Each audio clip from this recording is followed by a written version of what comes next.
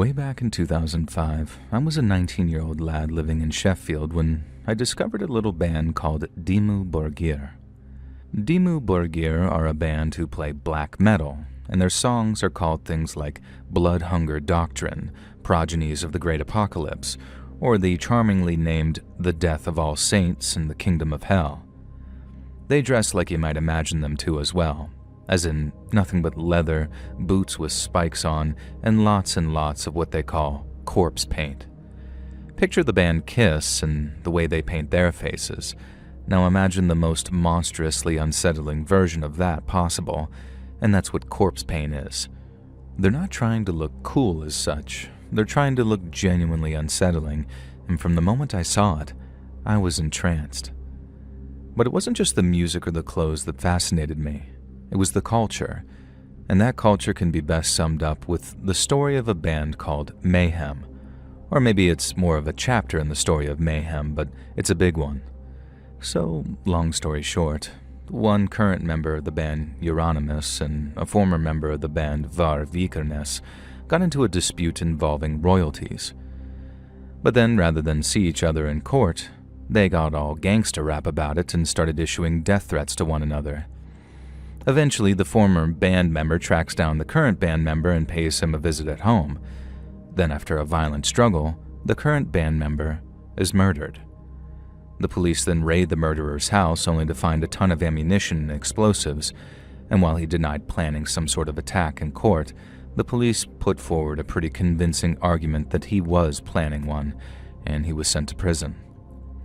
Now, I know how childish this is going to sound, but I'm almost of the opinion that if you don't regret at least some of the stuff that you did and thought as a teen, you neither lived nor grown.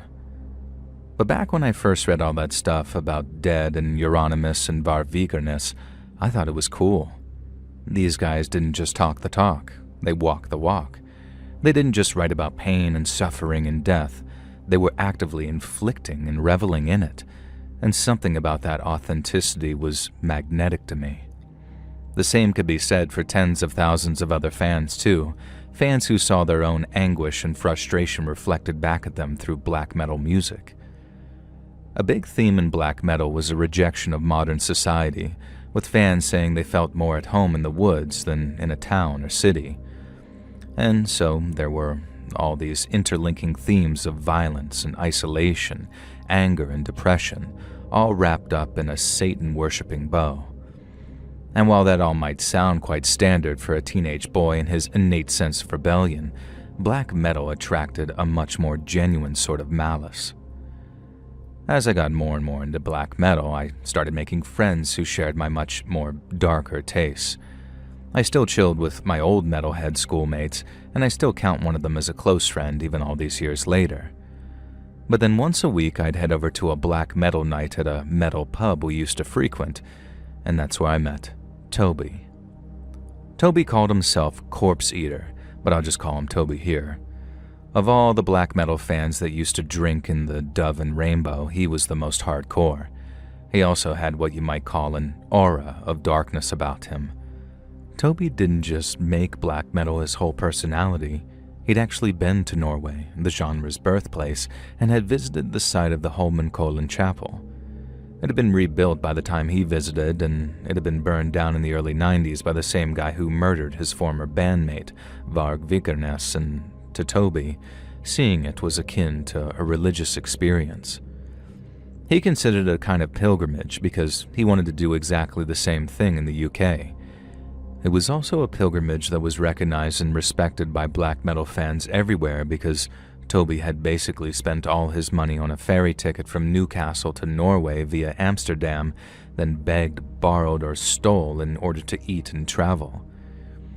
He told people he slept outdoors in Norway in the middle of winter and that he'd nearly died as a result. I didn't quite believe all that at first, but Toby had the photographs on his phone to prove it. There were several grainy selfies of him taking shelter in a shop doorway in Oslo, and he had actual snow clinging to his big black beard. I had to admit, I was impressed. Not quite in awe like some of the other black metal fans who drank in that bar, but impressed nevertheless. Then over weeks and months that followed our initial meeting, me and Toby got to be good friends. Toby was good fun, but he was wild. And I mean really wild. He didn't work, but he didn't claim benefits either. Yet somehow he always had a bit of money to spend on vodka or secondhand leathers, and if you ever asked him where he got it, he'd always reply with a variation of mind your own business. And that's why I didn't ask any questions when he told me he got 2 tickets for a music festival called Bloodstock, which was taking place down near Derby for a few days in August.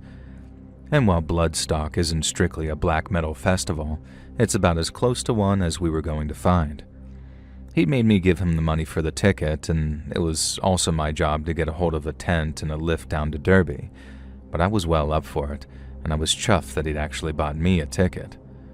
Toby could have picked anyone to take to Bloodstock, but he picked me, and while that was probably because he knew that I had access to both a car and a tent, it still felt special, I guess. We drove down on Friday the 14th, and we parked my car and started making our way towards the gates, and I thought we were in for the time of our lives. It was my first ever music festival, and I was buzzing to be there. Toby, on the other hand, being a few years older, had been to loads, so he took the lead. We found ourselves a spot to camp at the very edge of an open field, so we had trees on one side of us and a sea of tents on the other. We then set up the tent, found ourselves a burger van and had some food, and then wandered around the festival site catching bands as we went. We were drinking all day, and then the last thing I remember before almost blacking out completely was catching Arch Enemy on the main stage. And the next thing I remember is waking up in my tent the next morning, on my own. Toby had decided to sleep among the trees, on the ground, with his shirt off, and he was still passed out when I went looking for him and eventually found him. We were both pretty hungover, so obviously not feeling our best, but there was something about the way he was acting that put a bit of tension in the air. You see, Toby was always a very dark and moody sort of person, and while you met a lot of people like that in the black metal community, being either angry or depressed or hateful was kind of their whole personality. He had his moments of kindness and compassion, but only here and there, and you only ever saw him like that if you were very close with him. But then, even after all of his brooding and moodiness, there was something extra dark about Toby that morning. Toby didn't really like the sound of his own voice, and by that, I mean he was a real talker. I didn't mind, to be honest. He was always coming out with juicy pieces of black metal lore and stuff, so it was interesting for the most part. But then that morning, there was hardly a word out of him. I kept asking if he was all right, if anything had happened the previous night that I wasn't remembering, but he said he was fine and that he was just regretting the amount that he had to drink the previous night. Apparently he'd wandered around until sunrise after I'd crashed in our tent and had enjoyed some very interesting conversations with someone he'd met on his travels. I asked if it was anything I'd find interesting, but when he just shook his head, I decided to leave it. Toby seemed to perk up a little bit after we got some breakfast and had ourselves a little bit of a baby wipe shower. And then after covering ourselves in corpse paint, we started to get very excited as we made our way to the stage where Cradle of Filth was playing. It was the most animated I'd seen him for quite some time, and at first, he was in a good mood, and people around us were enjoying his antics, some of which included Growl screaming the words Av Satanus and pouring packets of fake blood all over himself when he was already covered in corpse paint.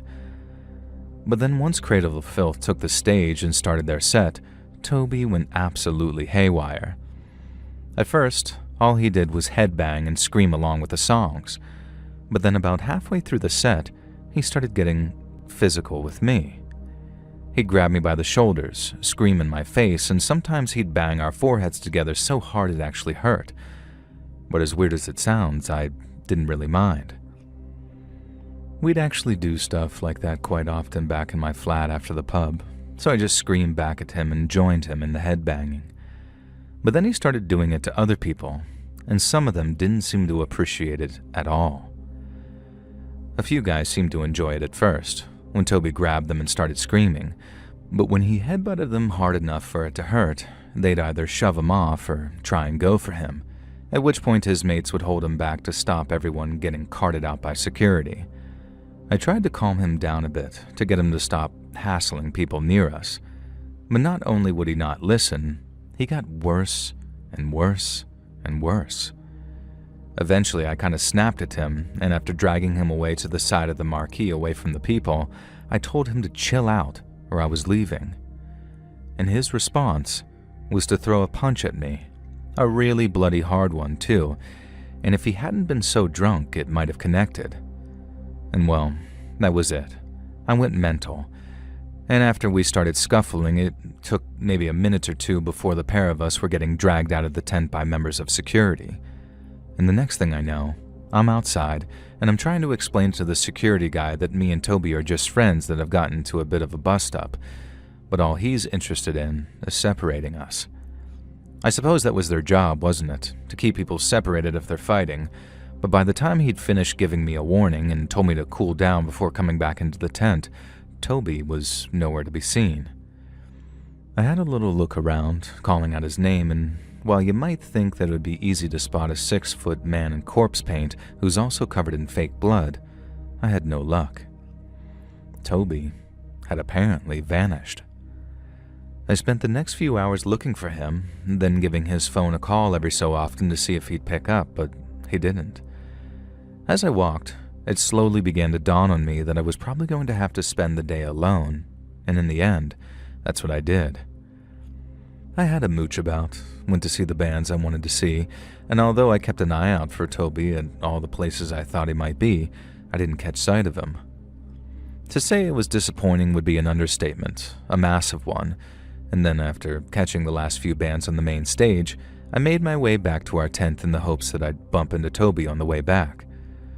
When I got there, the tent was empty, but it was also unzipped, so I knew Toby must have been back at some point. Then right as I'm about to give him a call, I hear someone calling my name from the trees near our tent. It was Toby. I was just relieved to know that he'd made it back okay, and the first thing I did was apologize for that scuffle, so we'd start off the interaction on good terms. I'd never gotten anything like that with him before, physical violence I mean, so I didn't really know how he was going to take it. But from the sound of his voice, he didn't seem to mind at all. He said something like, "Don't worry about it, all forgotten," and I could tell that he was drunk from the way that he was slurring his words. But then he said, "Listen, I found something, and you need to see it." I asked him what, and in a voice that sounded unusually giddy, Toby said it was a surprise.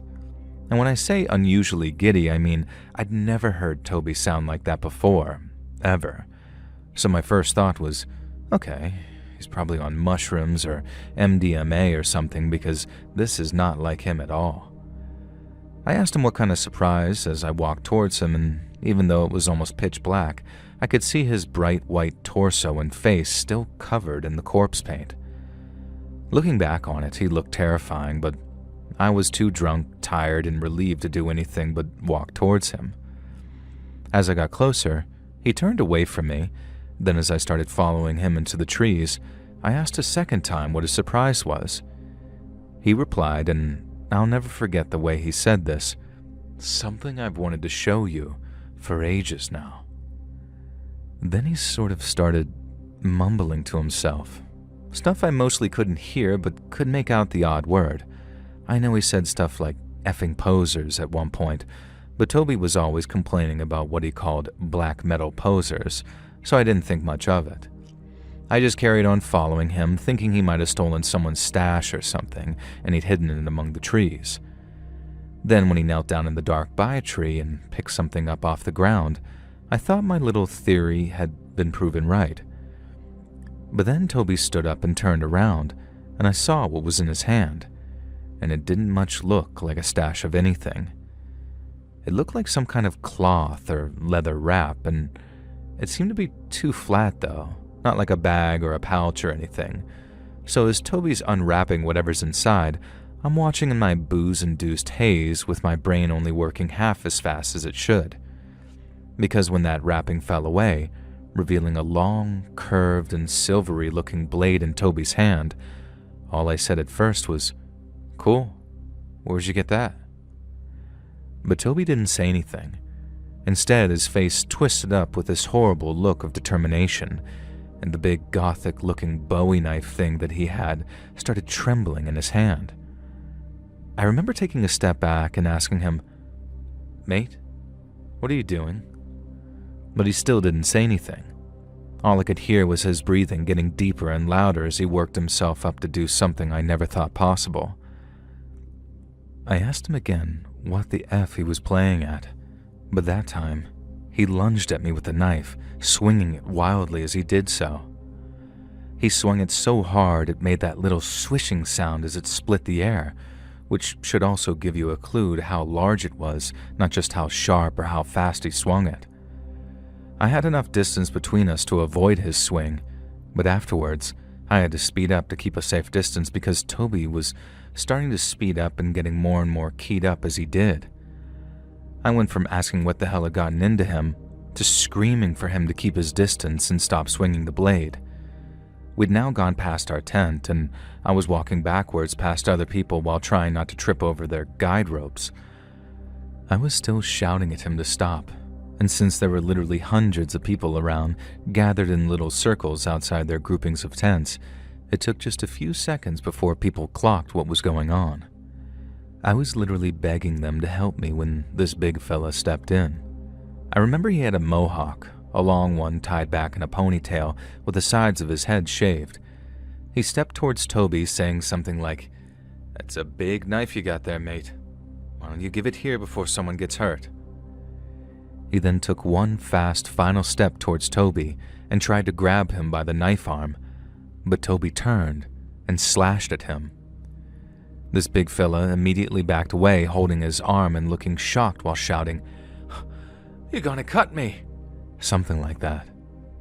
Toby turned back to me, and when I took a step backwards, I felt my leg got caught on something before I fell backwards onto my arse. I thought, I'm dead. And I'll never forget how incredibly scared I was looking up at him.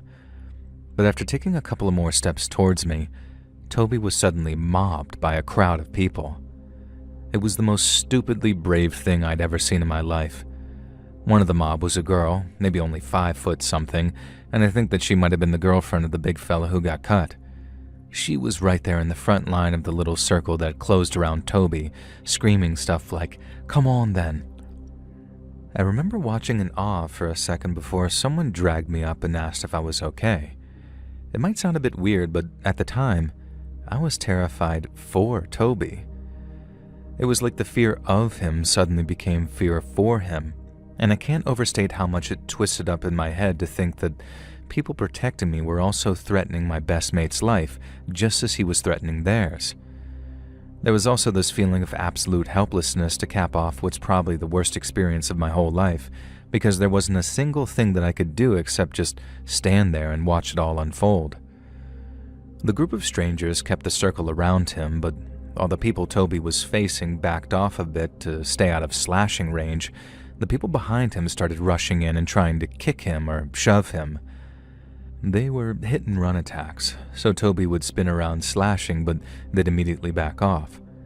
Then the people he was facing only a second before started doing the same thing, rushing in with flying kicks before backing off again. It didn't go on for long before a kick knocked him off balance and then a shove sent him to the ground. Then when that happened, people just dived on him, and it was complete and utter chaos for a few minutes until a mix of festival security and police ran up shining torches and screaming at people to get back. It was madness, complete and utter madness, and I had this horrible feeling of dread that when they cleared away all those people, there might be 1 or 2 who didn't get up again, Toby included. Once the police arrived, it didn't take long before people either ran or backed off from kicking the crap out of Toby. I remember seeing a policeman putting handcuffs on him as he lay on his front with his face all covered in blood. He'd gotten the kicking of a lifetime, and he didn't so much as squirm when the policeman locked his wrists together. I don't think he even knew what was going on, and I remember thinking that he must have been knocked out and was only just coming to. Someone gave one of the policemen the knife that he'd been trying to stab me with, and then someone else directed one of them over to me like, "He's the one he was trying to stab." That policeman ended up asking me questions. Then the next thing I remember, a load of medical people were treating Toby, along with, I think, 3 or 4 people he'd managed to cut or who'd been hurt in the chaos. I remember telling the policeman that we'd had a bit of a scrap earlier that day. Then I hadn't talked to him all day till I returned to my tent at the end of the last show. He asked if Toby was on drugs, and at first I sort of instinctually said no. But then, realizing how stupid I was being, I changed my story and told him that, yeah, Toby was probably on all sorts of things. But that still didn't explain why he'd tried to kill me.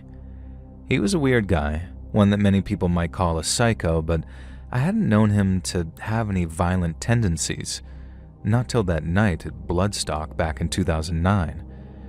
And looking back on it all these years later, saying that I didn't know that he had violent tendencies seems kinda naive. Toby glorified violence, and he did it constantly. Deep down, I think I always knew that he had it in him to really hurt someone. I just didn't think that person would be me, and neither did I expect the entire black metal community in Sheffield to take his side and not mine. When I realized they all cared more about his arrest and trial than they did about whether or not I was okay, I stopped drinking at that bar and stopped hanging around with the people who drank there. They never said it outright, but I knew they blamed me somehow for what had happened to him, and I had to explain to one girl how it wasn't even me that was pressing charges. It was the CPS on behalf of the people he'd slashed. I heard he got 2 years in prison from one of the few people I stayed in touch with. Then after that, I never saw or heard from him ever again, and went back to hanging out exclusively with my friends from school, half of which knew what a wrong'un Toby was from the moment they'd met him in that bar.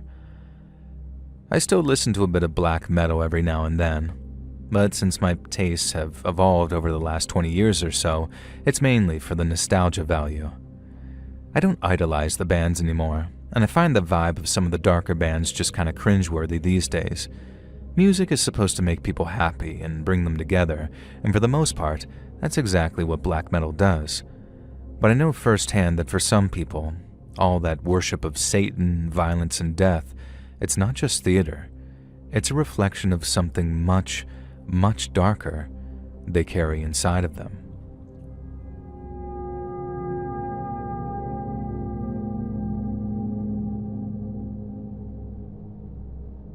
My name's Sarah, and going to a music festival a few years back was somehow one of the best and worst decisions I have ever made in my life.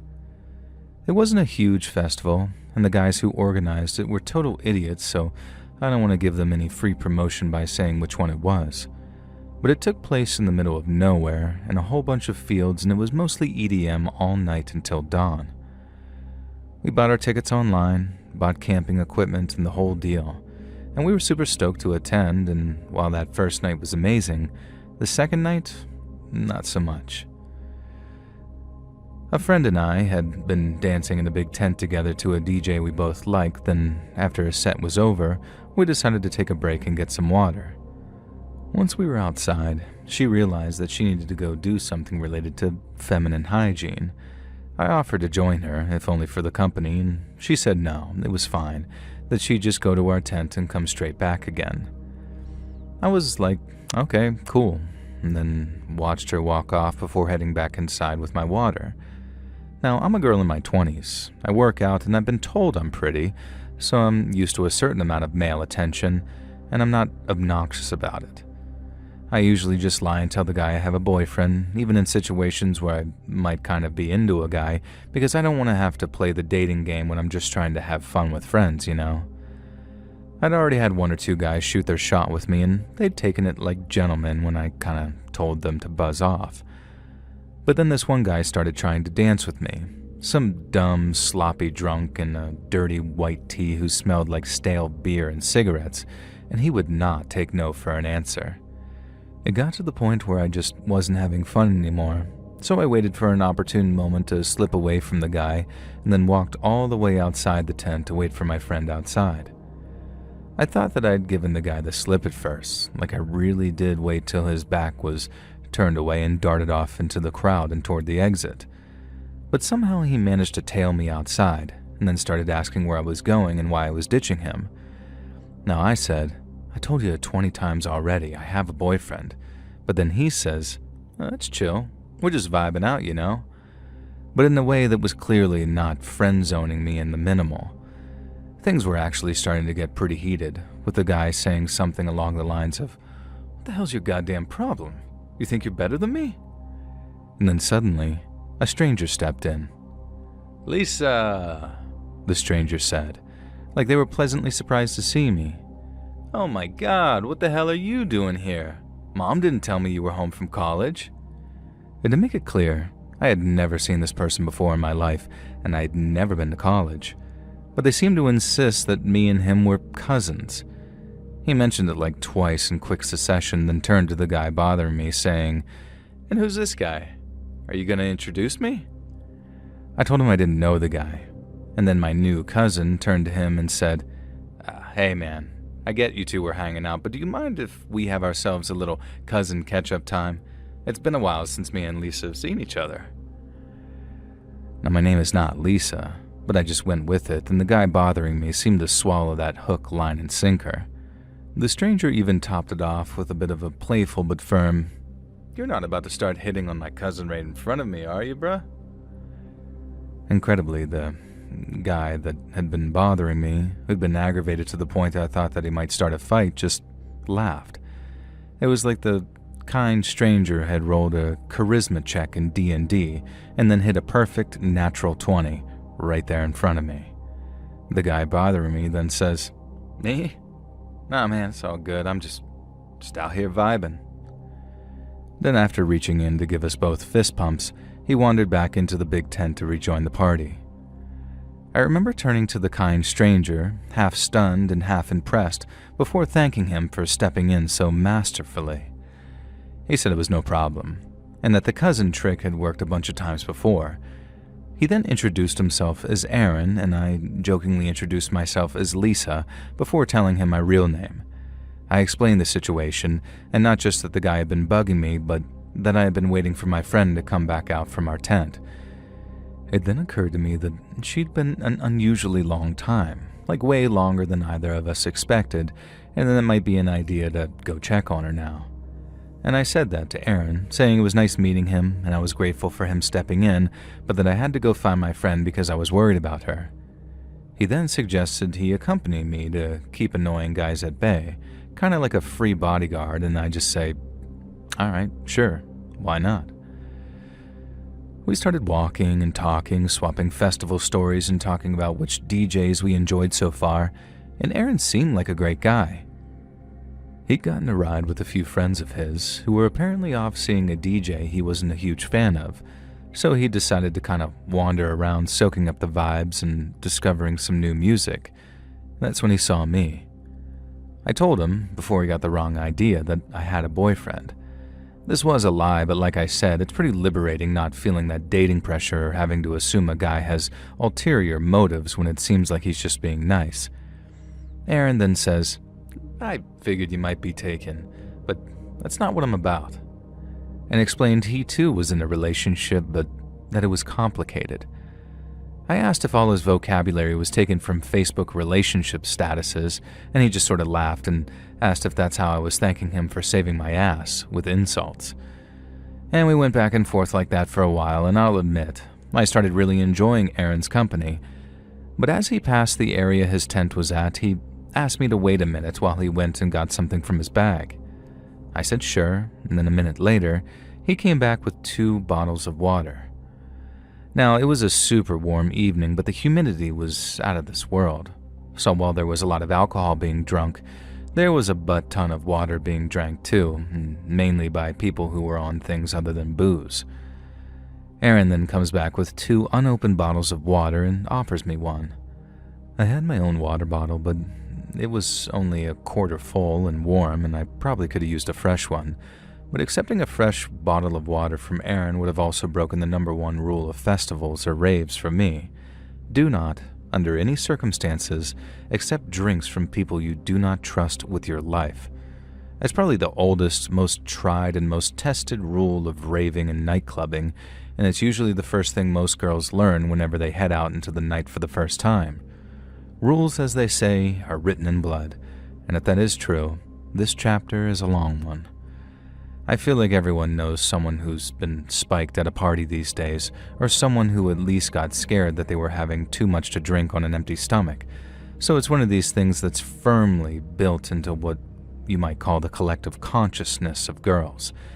And this meant that the second Aaron offered me the water bottle, I was instantly sort of like, nah.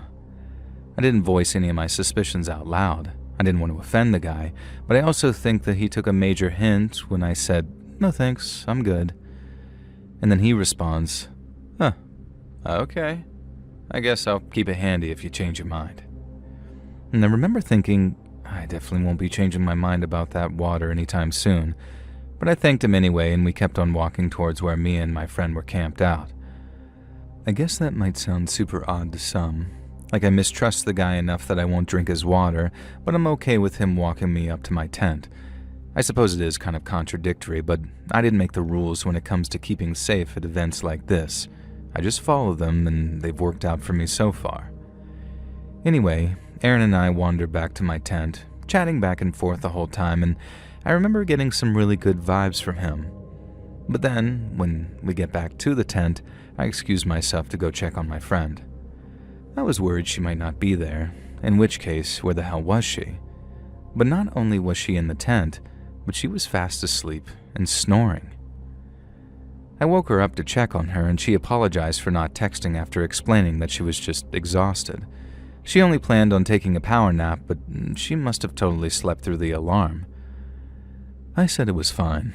I was just relieved to know that she was okay. But since I didn't feel like settling down just yet, I'd be back in a few hours after taking a walk around the festival site. I already made it up in my mind that Aaron was chill enough to take another walk with, even if I didn't quite trust him enough to drink his water yet. And so I wished her good night, zipped our tent back up, and then stepped my way through the mess of guide ropes to where Aaron was waiting for me. And in so many words, I explained the situation and that I had a couple of hours to spare. And then Aaron said that we should just keep going on what we've been doing, walking and talking, and since I thought that was a good idea, I accepted. I didn't feel much like dancing, and it was so late that all the food places had closed up for the night, and so we ended up just wandering around, soaking up the vibes on what was an unusually warm summer night. And so after maybe an hour walking around, I asked for the second bottle of water that he was carrying, and I remember him kind of laughing like, I thought you'd never ask. But after I reminded him how careful girls and boys have to be about spiking, he agreed my caution was fair. And I drank some of Aaron's water. We walked and talked some more, and before long, I noticed that we'd walked all the way to the very edge of the festival site, where it was super dark and very quiet. We traced the edge of the area, and Aaron started to get a little flirty, but I figured that he'd earned a chance to shoot his shot once he'd been walking around with me for so long. But then, it struck me. This very, very concerning thing that we made our way to the quietest part of the site just as I started to feel kind of sick and lightheaded. And it also struck me as really concerning that the feeling of nausea and shakiness had come on right as I was halfway through the water Aaron had given me. I didn't tell him what I suspected. I just asked if we could walk back to the tent, and then started walking very quickly back towards a well-lit public area. Aaron asked if I was okay, and although I told him I was fine, I was feeling more and more shaky and lightheaded with each step I took. I realized that if whatever I was feeling was the result of something I drank, I needed to empty my stomach, and fast. So I made a beeline for the tree line to stick 2 fingers down my throat, but not after telling Aaron, "Don't you follow me," before I did. And I puked my guts up, till nothing but bile came out of my stomach and it was completely empty. And then as I wiped my face clean and wandered back towards Aaron, I felt my head clear. I realized it was probably just the crappy alcohol and lack of decent food making my stomach rebel on me, because almost as soon as I'd puked, I started to feel a bit better again. But as I started to feel better, I started to feel this mix of dumb, mean, and paranoid. I didn't know how to explain it. Aaron hadn't spiked that water. He'd given it to me out of the kindness of his heart, and all the while I'd been half considering him a predator like that wasn't somehow insulting to him. Aaron asked if I was okay, and what was going on that made my mood change on a dime, so I told him straight up. I was so terrified of being spiked that the second I felt unwell, I just assumed it was his fault, and he was some predator who played the long game and tricked me into drugging myself. And I apologized, like it was legitimately heartfelt, and said that I totally considered if he wanted to escape the psycho B-word that he'd met while he still had the chance. But Aaron did the typical Aaron thing and not only accepted my apology, but said that he'd be too scared if all he heard were men are bad horror stories from all those Netflix crime documentaries, which I'd mentioned being into, and I guess had fueled my paranoia a little. He was super understanding about it, but said I owed him a new first date because I'd ruined the first one by accusing him of roofying me. I agreed to what was a very fair point, and then, right as I felt that first romantic spark between us, I saw someone walking over to us. It was the annoying, sweaty drunk guy from before, and not only had he heard Aaron using my real name, he'd heard him talking about our little date. Aaron couldn't see him, but I guess he had read my face when I realized who was walking over, and then by the time he turned, he only managed to get out a word before the drunk guy threw a punch. He might have been sloppy drunk, but the punch that he aimed at Aaron's face was both powerful and accurate. And that might make it sound impressive, but the sound that it made was disgusting, like a slap so loud that it sounded almost like wet. Aaron hit the dirt immediately. He was knocked out cold, and then the guy started talking. "Don't seem like no cousin to me, asshole," he said, all sloppy and all drunk. "You think I'm stupid or something, huh? Is that it? You think you're better than me?" And I remember yelling, "He can't hear you," at him, but the guy told me to shut up, and then, to my absolute horror, he put his sneaker right on Aaron's head, and then started leaning his weight onto that foot like he was trying to crush his skull. I ran over screaming for him to stop it, pushing the drunk guy off of Aaron before screaming at him to leave us alone.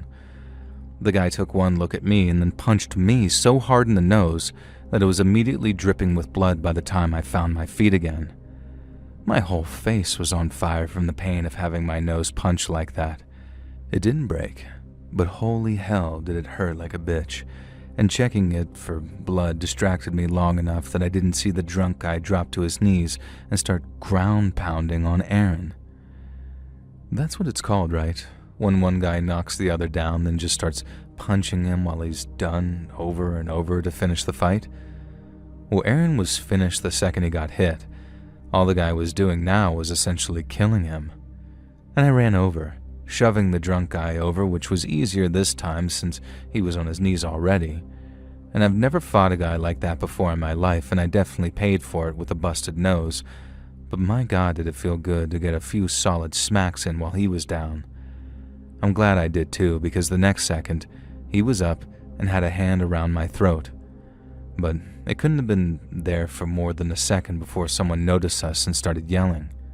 And the next thing I know, the drunk guy is throwing me to the ground, and by the time I got up again, I saw maybe 5 or 6 guys running over and pushing him off, saying, "You're hitting a girl, bruh? What is wrong with you, dude?" All that kind of stuff. The drunk guy threw a punch at one of them, then he took one back that knocked him on his ass. But the group showed restraint. They didn't mob him. Instead, one of them got the drunk guy in some kind of judo hold, like grabbing the guy's arm and pulling it, and then he was in way too much pain to do anything but lie there till security essentially showed up. And while security took care of the drunk guy, I asked the guys who came to help me to go get medical help, and they did. A few minutes later, a bunch of first aiders showed up as Aaron was starting to wake up, but by that point, his face was a total mess. The drunk guy had connected with a solid few punches, and his nose, eyebrow, and bottom lip were all bleeding pretty heavily. The medical folks got him on his feet, and then I accompanied him to the little medical tent where he got some basic treatment while being checked out for more serious injuries. It was almost 3:30 in the morning by that point, so Aaron had to call his brother over and over until he woke up. He really did not want to drive all the way out to that festival to give him a ride home, but the moment he heard how badly Aaron was hurt, he jumped out of bed and promised to be there within an hour. Aaron and I waited together on that dirt road that led to the site. Then not long after, his brother showed up, mad as hell about what had happened. We swapped cell numbers before they drove off. And the next day I spent almost the whole ride back texting with Aaron back and forth and arranging that date that I'd promised to let him take me on. And we've been dating ever since. In fact, Aaron is the longest relationship I've ever been in, and we're still going strong almost 3 years later. He sometimes makes fun of the way we first met. Like sometimes he'll bring me coffee and say something like, "Careful now, you don't know what I might have laced that with." But I take it on the chin because nothing worth having comes easy, and trust when I say, it's hard to come by.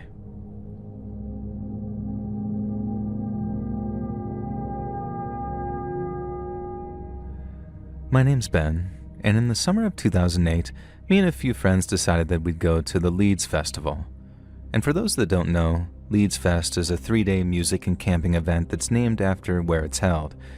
In years prior, the mostly indie band lineup had never interested us, but when the 2008 lineup was announced, that all changed. Leeds 2007 featured the likes of Arcade Fire and Kings of Leon, with Fall Out Boy delivering a twist of pop-punk. But then in 2008, some of the first acts announced were Slipknot, Metallica, and most importantly, Rage Against the Machine.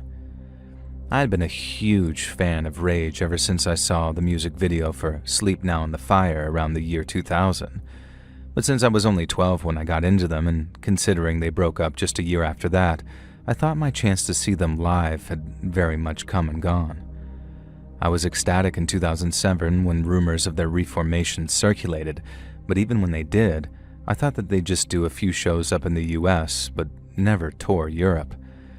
So when it was announced that they were playing Leeds, I fought tooth and nail to get a ticket, and so did my friends. And to get there, we convinced my friend's dad to drive us down in the back of his van, but not like a people carrier. I'm talking like a big white van with nothing but storage space in the back. And this was very illegal, but very cool, like we were being smuggled into an actual music festival. The vibes were great from there on out, and that first day, we caught Dropkick Murphys, Feeder, Tenacious D, and Metallica. But sadly not Slipknot, as Joey Jordison, rest in peace to the drum god, had to pull out with some health issues. We all headed back to the tents, had a few drinks, and then woke up on that Saturday raring to go.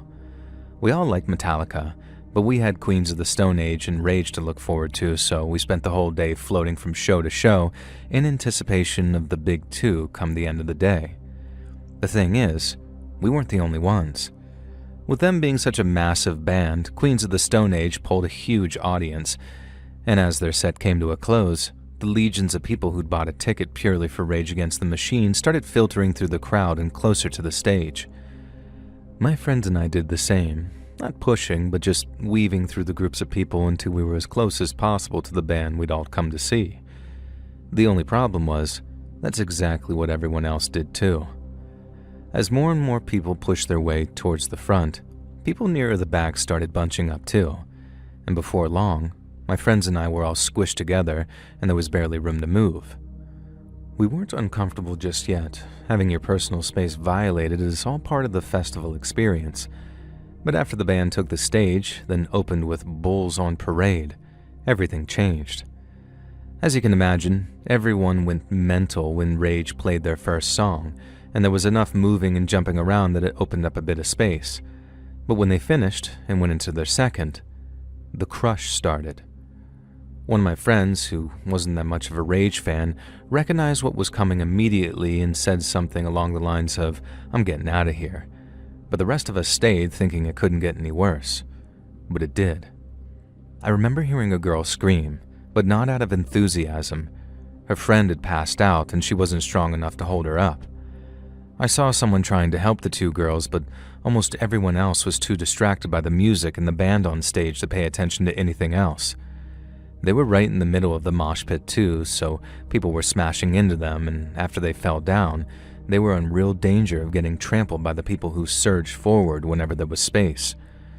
I tried to push through the crowd to give the lad helping them a hand, but I realized I couldn't. The crush where I was at was so bad it was getting hard to breathe. If memory serves, Rage were about to launch into their second song, but then they suddenly stopped playing to call attention to what was occurring. People at the front, the ones being crushed up against the metal barriers, were passing out because they couldn't breathe. Security was having to shove people back before dragging the unconscious ones over the barriers, and when Rage's lead singer saw this, He stopped the show and ordered the stage lights to be turned up so people could see what was going on. I had totally lost my friends by then. The crush took us all different ways as people were pushed together and apart and away from one another. The sense of helplessness was horrible, and although I never really got the sense that I might die, I knew that there was a chance others hadn't got so lucky. But as a friend of mine pointed out, there was a kind of naive ignorance in me thinking that, which probably amounts to some kind of mental shield. If the band hadn't stopped the gig when they did, then I really could have been one of those getting crushed or trampled on, and the longer it went on, the worse it would have gotten. Just look at what happened with that Astroworld festival in America. It's absolutely terrifying to know that me and my friends were just minutes away from a very similar, if not identical, outcome. The second there was enough space, I started pushing my way through the crowd quite forcefully, and I won't lie, I was properly panicking by then, and I didn't care if I'd waited almost a decade to see Rage Against the Machine. It wasn't worth losing my life over. The crowd was still so dense in parts that I had to literally shove my way through, and some people didn't take too kindly to that, but I remember one guy tried patting me on the back as I brushed up against him, so he must have read it on my face that I'd been in the crush and was just in survival mode. Once the crowd started to thin out, I remember stopping by another set of barriers with a gap near it, one which loads of people were walking through as they headed back to their tents. I could still see Rage playing, but I mainly stopped there to keep an eye out for my friends. I didn't know if any of them had been the ones dragged over the barriers or if they had been trampled in that mosh pit gone wrong. So as they filed past, one by one over the course of Rage's set, it was a huge relief, and there were many man hugs to go around. We were all quite shaken, and while no one was seriously hurt, our one friend Danny came out the worst of it because he'd fallen into the pit and had his face literally jumped on at one point. There was this massive half-scrape, half-burn type injury on his cheekbone where it really did look like a rubber sole had smashed into his face before slipping. I'd never seen a wound like that, honestly. We asked if he wanted to go to the medical tent or whatever, and he was a bit worried about a concussion and all that, so we went and got him checked out before heading back to our tents. There, we drank away our sorrows that the show of a lifetime had been so scary and anticlimactic. I'd looked forward to it for months, and then 3 minutes in, I'd rather have been anywhere else on the planet, and it sucked. We spent the next day just kind of chilling, catching a band here and there, but mostly just moping around and being gutted that Rage had gone so badly. But it wasn't just that. And looking back on it, it's weird that we kind of pushed all these thoughts to the back of our minds, probably so we wouldn't have to address it and we could at least try to enjoy the rest of the festival. But then after we got back and found out people had heard about the crush, there was no hiding from it. A few people had to go to the hospital because of how badly they'd been crushed, and the fact that we hadn't been in the worst parts of the crush was a matter of pure luck. If we'd been a little closer to that stage and Rage hadn't had the presence of mind to stop the gig when they did, the situation could have been much, much worse.